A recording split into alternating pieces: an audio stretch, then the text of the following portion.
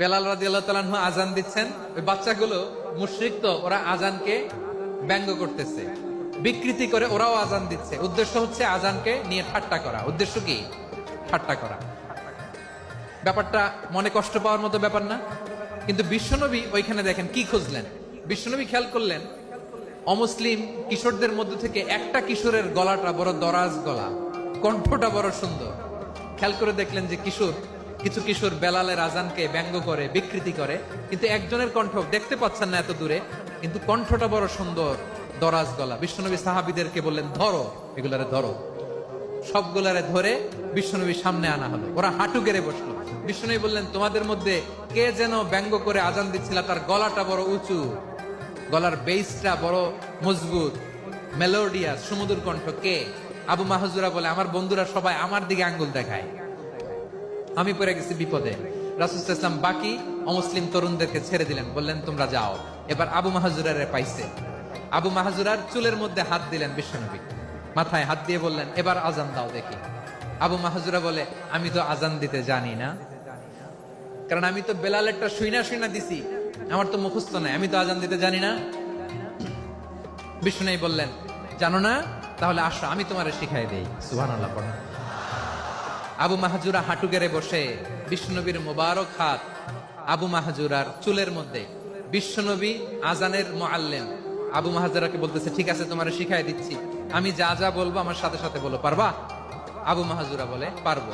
বিশ্বনবী আজান দিচ্ছেন মাথায় হাত দিয়ে, আল্লাহু আকবার, আল্লাহু আকবার।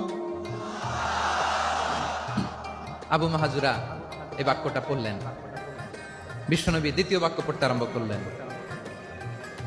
আল্লাহু আকবার, আল্লাহু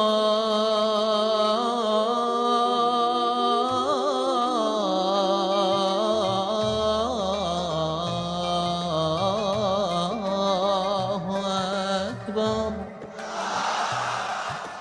আবু মাহজুরা এই বাক্যটাও বললেন।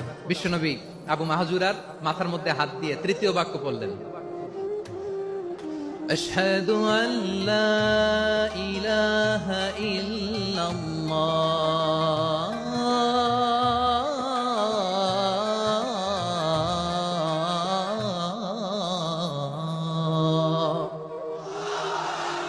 আবু মাহজুরা তৃতীয় বাক্য পড়লেন। বিশ্বনবী একটা বাক্য পরে আবু মাহজুরা পরে, বিশ্বনবী পরে আবু মাহজুরা পরে। আবু মাহজুরা কিন্তু অমুসলিম, মুশরিক। আবু মাহজুরা বলে, এক একটা বাক্য পড়ি আমার কলিজাটা গলে ঠান্ডা হয়ে যায়।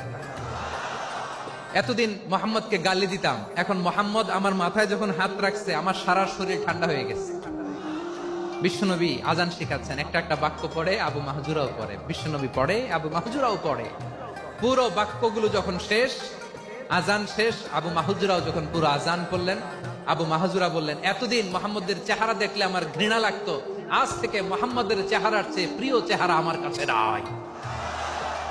আবু মাহজুরা বললেন, ও মুহাম্মদ, আজানের বাক্য তো আপনি আমারে শেখালেন, এখানেই শেষ করবেন না, আপনি আমারে পড়ায় দেন, লা ইলাহা ইল্লাল্লাহু মুহাম্মাদুর রাসূলুল্লাহ সাল্লাল্লাহু আলাইহি ওয়াসাল্লাম। বিশ্বনবীর সাথে দাঁড়িয়ে উনি শাহাদা পড়ে মুসলমান হয়ে গেলেন।